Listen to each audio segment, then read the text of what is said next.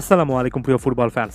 Argentine club জিমনেসিয়া থেকে Italian club বোলোনাতে এসেছেন একজন আর্জেন্টাইন প্লেয়ার এবং আরও নির্দিষ্ট করে বলতে গেলে একজন উইঙ্গার। এবং ফুটবল ফ্যাকের আজকের এই ভিডিওতে আপনাদের অনেকের অনুরোধের ভিত্তিতে সে প্লেয়ারটা সম্পর্কে আলোচনা করতে চাই, যে প্লেয়ারটার নাম বেনজামিন ডমিঙ্গেস।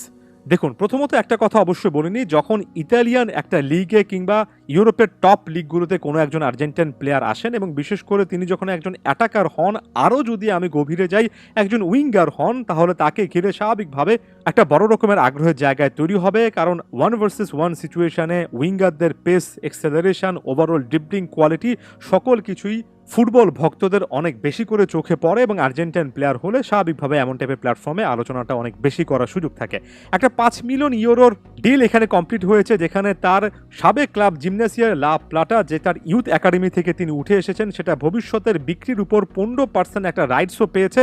অর্থাৎ ডমিঙ্গেস 2029 সাল পর্যন্ত একটা যে চুক্তি করেছেন সেটায় থাকা অবস্থায় তিনি যদি এই ক্লাবটা থেকে, অর্থাৎ বর্তমানে যে ক্লাবে গিয়েছেন বোলোনা থেকে অন্য কোনো ক্লাবে যান, 15% মতো সেখানে ডিলের মানিটা কিন্তু শেষ পর্যন্ত জিমনেসিয়া পাবে। আর্জেন্টাইন ফুটবলের ওভারঅল যে কাঠামো এবং সেখানে আর্থিক যে লেনদেন, সেখানে যথেষ্ট ভালো একটা ডিল এবং একটা উল্লেখ করা অ্যামাউন্টের মতো ডিল, সে জিনিসটা বলতে হচ্ছে। অ্যাগেন এটা আমি আর্জেন্টিনার কনটেক্সটে বলছি। এখন এই প্লেয়ারটার প্রোফাইল সম্পর্কে যদি একটু আলোচনা করি, মূলত একজন রাইট ফুটেড প্লেয়ার এবং উইংয়ে খেলেন, অর্থাৎ লেফট উইংয়ে তাকে অনেক বেশি করে দেখা যায়। তবে এর পাশাপাশি তার অ্যাবিলিটি রয়েছে অন্য উইংয়েও খেলার, অর্থাৎ রাইট উইংয়েও খেলার, এবং একজন সেকেন্ড স্ট্রাইকার বা সাপোর্টিং স্ট্রাইকার হিসেবেও তিনি খেলতে পারেন। তবে মূলত একজন লেফট উইঙ্গারের প্রোফাইলটা তার মধ্যে অনেক বেশি করে দেখা যায়। আপনি যদি ইউটিউবে কিংবা নানা রকমের প্ল্যাটফর্মে এই প্লেয়ারটাকে লিখে সার্চ করেন বা পড়ে আসেন বা ভিডিও দেখেন, তাহলে সেখানে বুঝতে পারবেন যে একজন প্রথাগত লেফট উইঙ্গারের যে অ্যাবিলিটিগুলো থাকার কথা, একটা ভালো পেস রয়েছে, একটা এক্সেলারেশন করার অ্যাবিলিটি রয়েছে 1 ভার্সেস 1 সিচুয়েশনে, অর্থাৎ সামনে যখন একজন প্লেয়ার থাকেন তখন তার ড্রিবলিং অ্যাবিলিটি যথেষ্ট ভালো মনে হয় এবং ড্রিবলিং করে ডিবক্সের মধ্যে ঢুকে পড়তে পারেন। অ্যাটাকিং বেশ কয়েকটা পাওয়ারফুল স্কিল আছে। একই সঙ্গে সাম্প্রতিক সময়ে তার নাকি পাসিং অ্যাকুরেসিটাও এর আগের বছরের তুলনায় যথেষ্ট ভালো হয়েছে। গোল স্কোরিং অ্যাবিলিটিও দিনে দিনে ভালো হচ্ছে।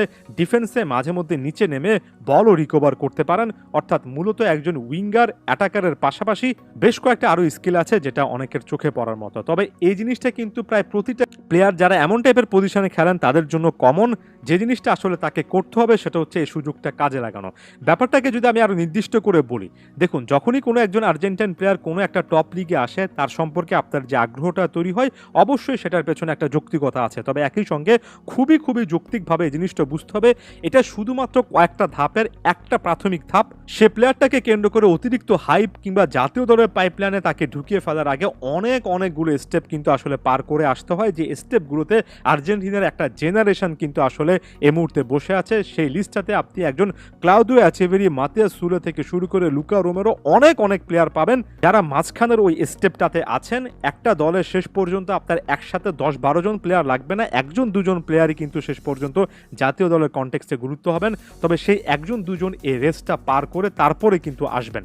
একটা সিম্পল উদাহরণ দিই, মাতিয়াস সুলের কথা ধরুন। মাতিয়াস সুলে কিন্তু আর্জেন্টিনা জাতীয় দলে ডাক পেয়েছেন এবং মাতিয়াস সুলে ডাক পাওয়ার আগে ফ্রোসিওনাদের মতো একটা ক্লাব, যেটা কিনা ইতালিয়ান সিরিয়াতে খেলা, তবে খুব একটা বেশি বিখ্যাত ক্লাব নয়, ওই যে বোলোনার মতো একটা ক্লাবের সঙ্গে কম্পেয়ার করেন, সেখানে তিনি লাগাতার সুযোগ পেয়েছেন এবং দুর্দান্ত একের পর এক পারফরমেন্সের মাধ্যমে তারপরে বর্তমান সময়ে রোমাতে সুইচ করেছেন এবং আর্জেন্টিনা জাতীয় দলের রাডারে একেবারেই জাতীয় দলের ঠোকার মতো দরজাটা পেয়ে গিয়েছেন।